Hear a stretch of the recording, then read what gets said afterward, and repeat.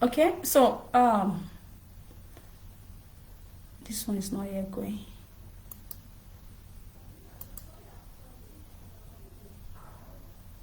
Okay.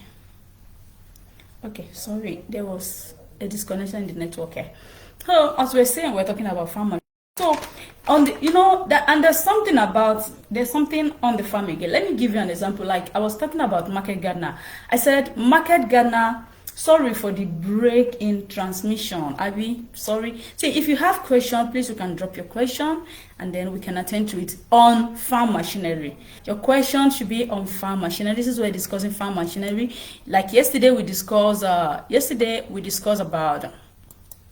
the farm workers that are coming from Benin Republic and how we get them here and how we struggle to get them here. So if you like today we are discussing farm machineries, as in simple tools that farmer needs to make their farm work, to simplify the farm work. Those are the things we're discussing this afternoon. And the reason for simple tools is that there's no farm laborers again.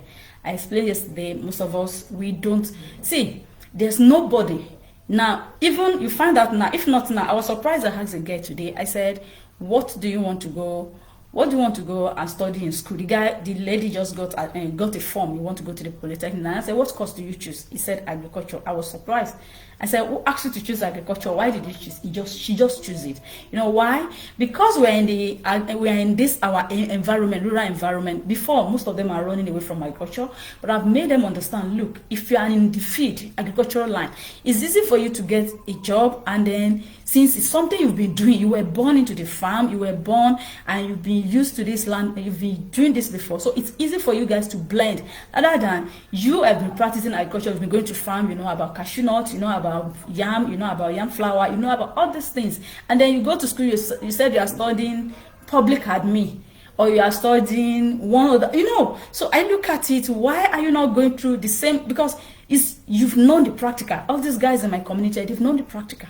So all you need to go and do in the school is to add the educative knowledge to it, and when you get back, it will be easy for you to blend it to the practical, unlike us that when we started, we were not even doing, when we started, I never studied agric. I just come across agric and I started doing agric. It's just something I love, or I develop interest for. And okay, just like everybody, I want to make money. I come in, and at the end of the day, I discover it's not as easy as projected. And somebody, I remember in the 2013 when we were doing the calculation for cassava, as in we said, okay, if you plant cassava on 1 hectare of cassava, you will get 30 tons harvest, and when you get 30 tons harvest, you get 30 tons harvest, and when you get 30 tons harvest, you will sell 18,000 per ton. I remember we even went to meet one woman, Sotri, Mrs. Ironloye. We went to meet Mrs. Ironloye, and Mrs. Ironloye gave us a calculation and said, she gave us the calculation and said a ton of cassava that she would buy from us at 10,000 naira per ton. And I was like, I didn't tell her. I went with some group members.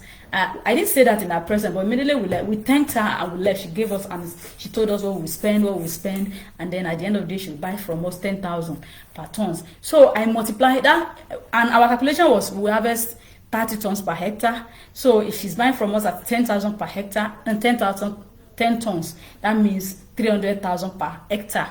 To me, it was too small. We didn't say that in front of her, but immediately we left her. I was discussing with my group member. I said, no, how can she buy from us 10 tons? When, meanwhile, we've been reading online, on internet, that they are selling a ton of cassava for 30,000, for 18,000. That's a ton is 18,000. So it is that internet write-up that was in my head. And I was banking on that, okay, I have to sell my cassava for 18,000. So it was when we got to her, and she gave us the calculation and said 10,000 per tons. We got outside, I was telling Mr. Franklin, the guy we went together, and I told him, look, I don't think I want to sell to her or that. That is the cassava I'm yet to plant. I told him I'm not going to sell to Sotri, because how can Sotri be buying from me at 10,000 per ton? At the end of the day, we didn't even sell in tons. You see, we didn't sell the cassava in tons because all the companies we've gone to meet, all the factory we've gone to meet and said, okay, they will buy, they promised they will buy. At the time of harvest, none showed up. You go to them, they will not pick your call again. I remember there was a man working with, I forgot the name of the company now, GIZ. I went to GIZ in Abeokuta. They have an office at there's a place in Abeokuta. They have an office there. I went to the place. He gave me assurance. To even add it to my assurance, he traveled all the way with his team. He traveled all the way with his team, and they came down to the rural side there. I took them to the farm. They saw the farm and they were impressed, and they gave me assurance that once the cassava is ready, they will buy. When it was nearly time, I went back to them because it was saying no problem. But when it was time, up to today that I'm speaking with you, I've never set my eye on the guy and the man again. If I call, he doesn't pick my call. You know, it's something like. So I was forced to start selling the cassava to the rural women here that are buying cassava. Now, why? Now, let me tell you, they don't buy in tons. No, they buy per pickup. You have to load a full pickup for them. It's whatever is the meat in the pickup. There's a way they load it and arrange it and pack it up. Now, you find out that it means I run at a huge loss.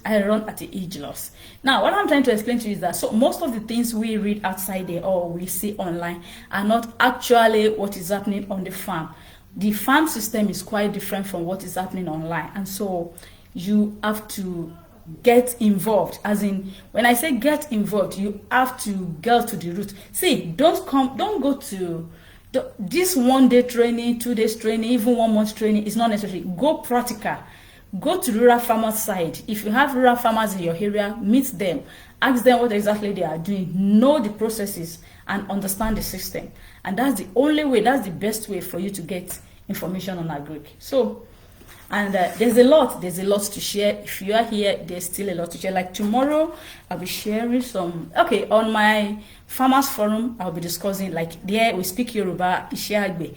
I'll be moving to Ishiagbe to speak Yoruba there because I have my farmers that I want to benefit from what I'm doing. Okay, so if you understand Yoruba, just look at my Facebook page. I have a Facebook page called Ishiagbe, and that's farming, because I will be speaking in Yoruba to my Yoruba colleagues there. Okay.